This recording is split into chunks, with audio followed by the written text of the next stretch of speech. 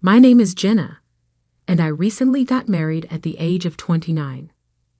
Bobby, my 31-year-old spouse, works at an office. Our tale changed when Bobby chose to bring his younger sister, Doris, into our just-purchased house without consulting us first. This is a $500,000 home that was custom-built for us as newlyweds. Bobby and I were highly active in the design and decorating of our home from the moment we were engaged, ready to move in as soon as possible following our marriage. The first thing that struck me when I moved in was how much Bobby had. Perplexed, I asked, "Bobby, is there enough space for everything? It appears to be quite a bit." With a hint of scandal, he said, "Oh, did I not mention? Doris will be residing with us." I questioned, completely taken aback. Why would Doris move in now? We recently tied the knot. Bobby brushed off my worries, saying, "It's not a big problem. Since Doris is also family, cohabiting shouldn't present any issues for either of us. She desires to remain in the newly acquired home." I protested, emphasizing that there had been no prior conversation, but Bobby disregarded me and carried on unpacking. He became so antagonistic that he even yelled, "You can go if you don't like it. Doris will remain. I've already decided, so quit whining." I was not persuaded at all, and I even threatened to ask my brother for help. Bobby retreated swiftly, fearing a confrontation. "Hold off on calling him. Look, this won't be Doris's last visit. All she needs is a place to stay while she looks for work and a place of her own. Are you able to comprehend that?" I nodded reluctantly and said, "All right, but is Doris allowed to stay in the guest room?" Bobby paused, then said, Yeah." But it was obvious that he was unsure of himself. We were toasting to our relocation after a hectic day of unpacking and putting Doris's possessions into the guest room when the doorbell rang late at night. Bobby hastened to respond, curious. It was Doris, much to my dismay. I was in the kitchen getting ready for bed, and not feeling friendly when Bobby said, "Hey Jenna, Doris is here." I said, attempting to hide my irritation, "Hello, Doris. Why are you here at this late hour? Can I come home whenever I want now?" Doris brashly retorted, "Big bro, show me my room. It's quite spacious." "This isn't the right room," she protested as soon as she led Bobby to the guest room. "Did you not say that it was larger?" Then she ran upstairs, looking for a different room. I followed them and was appalled to see Doris claiming my assigned workspace as her own. I became quite irritated and said, "This is my workroom," raising my voice. "Your room isn't ready yet." "Why not make this Doris's room?" Bobby interrupted. The sanctity of our newlywed house and marriage was being threatened by the rapidly worsening circumstances. I forcefully refused to back down, saying, "No way." In an attempt to reach a middle ground, I proposed Bobby's assigned workstation, the room next door, which was also very large. I gestured to it, but Bobby seemed clearly upset. "That room is not it. I've been eager to put it to use. In fact, I chose the wallpaper myself." Not at all. We were now utilizing the future children's room as a guest room, and it seemed to be the only other option. Still not happy, Doris angrily yelled at me, "You really are a bit of a brat, don't you?" Not paying attention to the household leader. Quite naughty considering that she depends on him for food. Her accusation left me tired and depressed, and I asked myself, who's the real freeloader here? I went back to the living room to continue enjoying our move on my own. I ignored their arguments until Bobby addressed me and said, "You're always opposing me, acting all high and mighty." I could hear them shouting from there. "If you can't listen to me, get out," he said as he grabbed the wine bottle and took a big swallow. In this household, I am the head. Never undervalue me. He then bounded off with Doris. I decided to call my brother despite the fact that it was late and I was feeling stressed. He responded right away, sounding irritated. "Hey, are you crazy? Did you get any sleep?" I apologized for my inquiry. I had called, it turned out, while he and his wife were having a fight. About the timing, he half joked, saying, "What's up? Did everything go according to plan during the move? I'm sorry not being there. Isn't it done now? You should talk to your wife, don't you? Should I just leave her in this state?" When I started telling my brother about how Doris had moved in from day one, how she didn't want the guest room, and how my brother and Doris were treating me, he became concerned that I was being treated in a way that resembled a servant. I dismissed his concerns with a joke and said, "You do realize that I'm your sister? Me, a helper? Let them try if they believe they can handle that." "Good point, but call me if anything happens," my brother jokes. Then we started talking about his problems. When I found out his wife was having an affair and visiting other guys she met on a dating site, I was astonished. She had accidentally sent him a note intended for her partner, which is how he found out. After obtaining evidence, Bobby, who had been doubting her for some time, took her phone and returned her to her parents. The following day, he was going to her parents' house to talk about everything. We acknowledged that we were both in difficult circumstances and agreed to keep in touch as we closed our conversation. I hung up and busied myself unpacking the rest of the boxes while I waited for Bobby and Doris to come back. They returned late at night, merry and inebriated. Tension rising, I unpacked anyhow, preparing myself to greet them. Bobby and Doris came up to me with what they considered to be an extremely clever solution. "We can each sleep in our workrooms if we shift our bedroom to Doris's. How do you feel? I think it's a great idea. Please make sure Doris has a room by tomorrow." After pausing, I answered, "Let me make one thing clear first. How much will Doris pay each month for groceries and home supplies? I take it that she does not intend to remain here indefinitely. What is her intended duration of stay?" Bobby gave my queries a nervous look. "You're asking Doris for money, but who doesn't work? You should not worry. I will pay for it out of my pay." With a tone of entitlement, Doris added, "I'll stay till I'm satisfied. My mom cooks in an outdated manner, and I detest her constant nagging about cleaning and laundry at home. I don't have to pay to do what I want here. It's flawless. Jenna, why don't you move out if you don't like it?" I snapped back, "Then let's divide the household expenses. I will cover my share with my income. You can use your salary for yourself and Doris." They seemed oddly pleased with this arrangement, even though I added, "And you'll need to take care of your chores." Feeling they weren't taking me seriously, I left a written note about our agreement.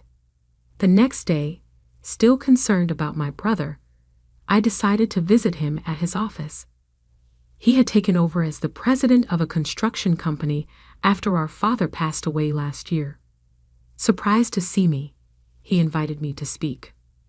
First, I explained the situation at home and asked if there might be a position for me at his company.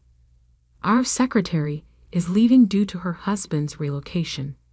It's good timing," he replied, agreeing to hire me. Then he shared his troubling news that left me stunned. His wife was pregnant, but it was clear the child wasn't his. The evidence was on her phone, filled with messages, photos, and videos of her lovers who now wanted to shirk responsibility upon learning of the pregnancy. When I asked if he was considering a divorce, he replied, "It will be tough for the kids, but I see no other option." I advised him to consult with a lawyer for a proper discussion. Returning home, I was haunted by the images and texts of my sister-in-law's affair. Despite knowing her as a loving, family-oriented person, her betrayal felt like losing a close friend. Tears welled up as I processed the shock. Amidst these thoughts, Doris persistently knocked on my door, breaking into my reverie with, "Hey, I'm hungry. Can you make something?" Doris's voice echoed through the door, but I was too shocked and drained to respond, so I let her be. Then my phone rang. It was my husband, likely calling from work. Anticipating the direction of the conversation, I chose not to answer. I just wasn't in the mood to talk. Shortly after, I received a text from my brother asking if I could accompany him to a lawyer the following day. I simply replied with an okay sticker and must have drifted off to sleep. I was abruptly awakened by my husband's loud voice. "You didn't even prepare food for Doris, and you're sleeping? What's that about?" he roared. Without a word, I just held up a written pledge we had made, signaling him to read it. Realizing the situation, he told Doris, "Let's let her sleep today. She seems off. We can talk about this tomorrow." "I'm not sick, just tired of this," I mumbled, rolling over to sleep again. The next morning, I quietly left the house without waking my husband and headed to my brother's place. He looked like he hadn't slept at all, with bloodshot eyes. Before anything, I helped get his kids ready and took them to kindergarten. During the drive, they shared that their parents had argued and their mom had left the house. Mommy was the bad one. She left us at home and went out. We cried because we were left alone. So Daddy got angry, they said innocently. I reassured them, "If you're lonely, call Auntie, okay?" Their cheerful yay made it clear they weren't too sad about their mom's absence. After dropping off the children, my brother and I went to see the lawyer. The lawyer confirmed that the evidence on my sister-in-law's phone, photos, videos, and messages, was more than sufficient for a divorce case and to argue for parental rights. After my brother shared his story, I also got a chance to discuss my situation. The lawyer offered some advice, and my brother dropped me back home. He mentioned he'd be gathering the family later to discuss the divorce. "If anything happens, give us a call. We're all here for you," he assured as he left. When I walked into the living room, the house was a complete mess. They had attempted to make breakfast, leaving the kitchen greasy and dishes strewn about. The sight was frustrating. I hesitated to clean up after them, debating whether to address the chaos. Just then, Doris appeared. "Where did you go without making breakfast?" "Bobby didn't eat anything and had to go to work hungry. Isn't it unacceptable to abandon household chores as a wife?" She confronted me. I responded firmly, "You know what? I'm not your maid or servant. Weren't you taught to clean up after yourself as a child?" Ignoring her repetitive complaints, I decided not to let her provocations affect me anymore. The situation at home needed a resolution, and I was determined to make sure everyone played their part responsibly. "But you're the wife," Doris retorted, as I stormed to my room, only to find that my belongings were gone and Doris's items had taken over my space. I was shocked and confused. I confronted her in the living room. "Did you go into my room? Your stuff is everywhere. What's going on?" With a smug look, Doris replied, "Oh, I've always loved your room. It fits my neat and cute image perfectly, don't you think?" I moved your stuff into the guest room. Fuming, I hurried to the guest room, where I found my computer and belongings carelessly tossed aside. The disrespect was palpable, and my anger boiled over. This was beyond tolerable. A burning desire for retribution ignited within me, and I resolved never to let this slide. I planned to confront my husband, Bobby, the moment he returned home. I'd show him the chaos Doris had created and ask him, "Do you want to live like this, with Doris and me constantly at odds?" Bobby returned unexpectedly early, likely tipped off by Doris. I could hear his heavy footsteps approaching the guest room. It was clear he knew about the switch, and I braced myself for the worst. When Bobby burst through the door, his expression was fierce, with Doris grinning triumphantly by his side. "You went against Doris," he accused. "Aren't you my wife? Isn't it your job to look after me and your sister-in-law?" At that moment, any affection I held for Bobby evaporated. He stood there, not once defending me or acknowledging Doris's invasive behavior. No calls for her to move her stuff back, and no questions about why she was disregarding my personal space. Determined, I challenged him. "If this is how it's going to be, I'm inviting my brother over. He's never seen our house.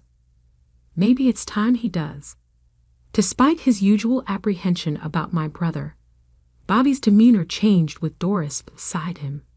"Are you sure about that?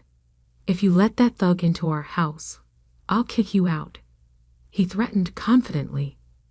"So kick me out. Try it if you can. I'll call my mother, my brother, and his wife to see this place," I retorted, unflinching. His face hardened as he warned, "Do not dare call your family. If you don't like it, then leave." Then Doris interjected with a smirk, "This is my castle with Bobby.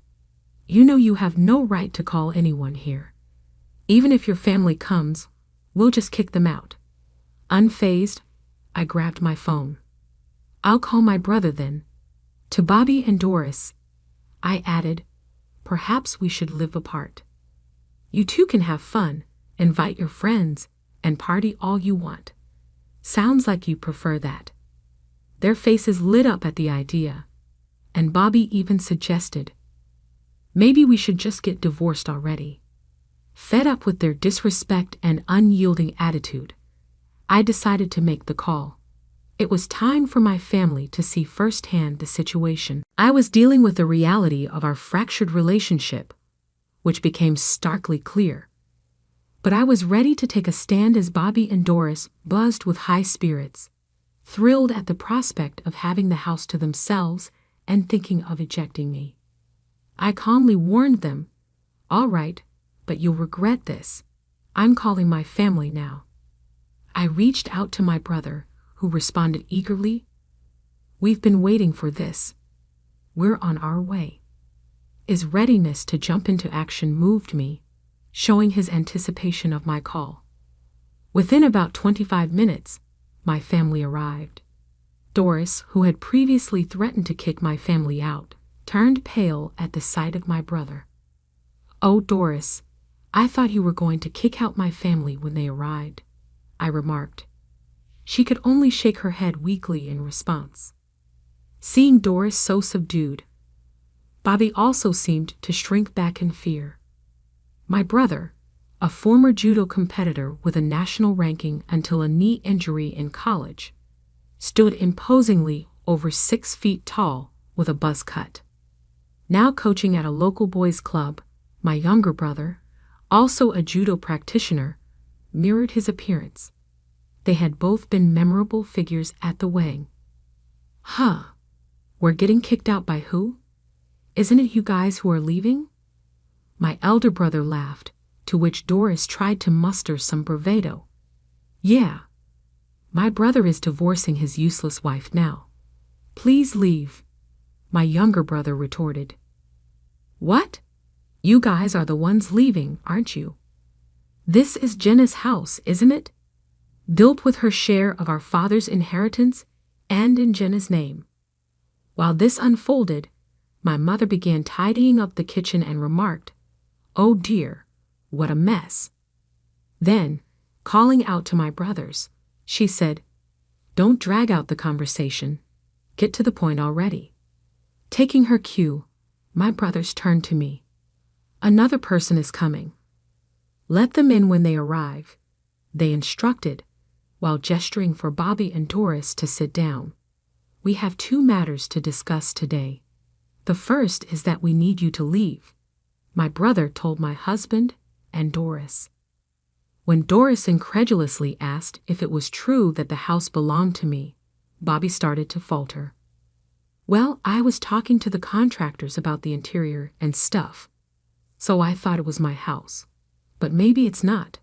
But I'm the head of the household, right? It was clear he had misconstrued being the head of the household as ownership without considering the source of the funds. You know that being the head of the household and being the owner of the house are 2 different things, right? Was the reply, leaving Bobby speechless. However, Doris stubbornly retorted, I won't leave. Do you know about residency rights? I have rights, so I won't leave. If you don't want us here, you leave, glaring defiantly at me. You seem to have researched this thoroughly, but this isn't a rental property, and you're not paying Jenna any rent, are you? So residency rights don't apply here, my brother pointed out. Bobby, sensing the gravity of the situation, began to resist their attempts to dismiss his claims. But I'm married to Jenna, right? I can't just leave. I won't separate, Bobby argued, clinging to his last shred of defense. Just then, the doorbell rang. The guests my brothers had mentioned had probably arrived. I opened the door to find my sister-in-law, my older brother's wife, standing there with tears streaming down her face. Before letting her into the house, I turned to my brother. Your wife is here with your child. What should we do? My mother, ever the peacemaker, suggested she would take the child to a room upstairs. After guiding them upstairs, I allowed my sister-in-law to enter the house.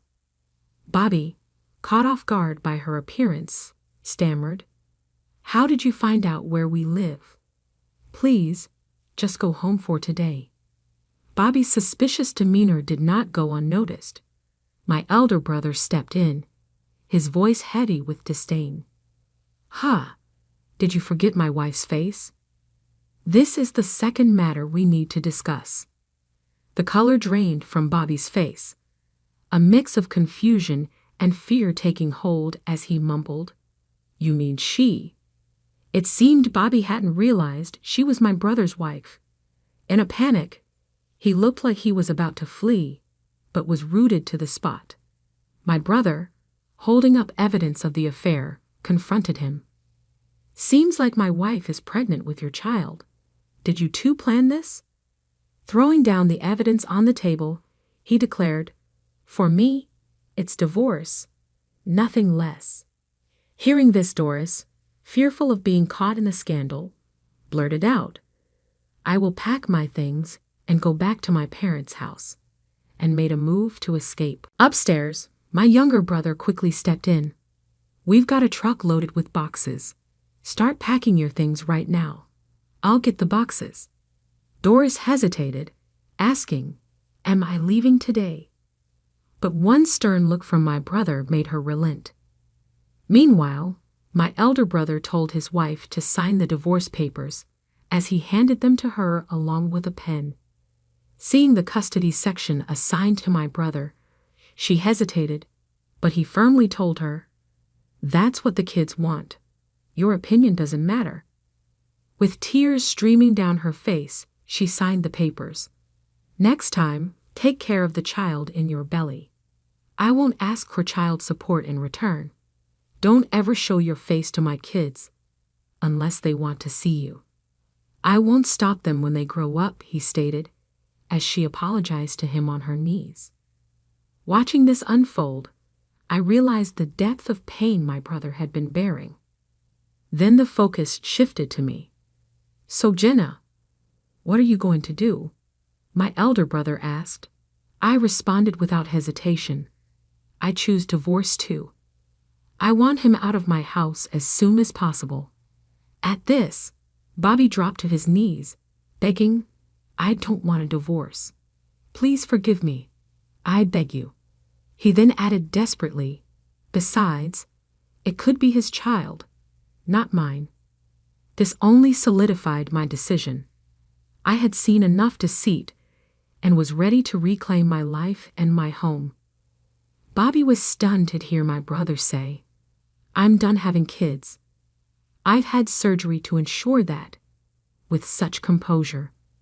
Then my brother gave me the divorce documents and said, "Have him sign these if you want him and Doris out of the house right now." I asked my husband to sign the documents, and he did so without much thought, possibly realizing there was no getting out of the mess he'd made. I gave him and Doris the pledge forms my lawyer had produced after he signed. These agreements forced them to promise never to return to my house and to pay me back for the almost $50,000 in damages they had caused. With his shoulders hunched, Bobby reluctantly signed the commitment under my brother's watchful eye, then trudged upstairs to start packing his things. In the meantime, my brother remarked, somewhat sarcastically, "Oh, I got a marriage license for you guys when I picked up the divorce papers." He gave it to his wife, who signed it and shoved it in Bobby's direction without thinking twice. "Sign it right away. You must accept responsibility for the disaster you've made in my life. You can't just leave. I'm having this baby." Bobby signed the paper, looking frantic as he cried, "Just do whatever you want."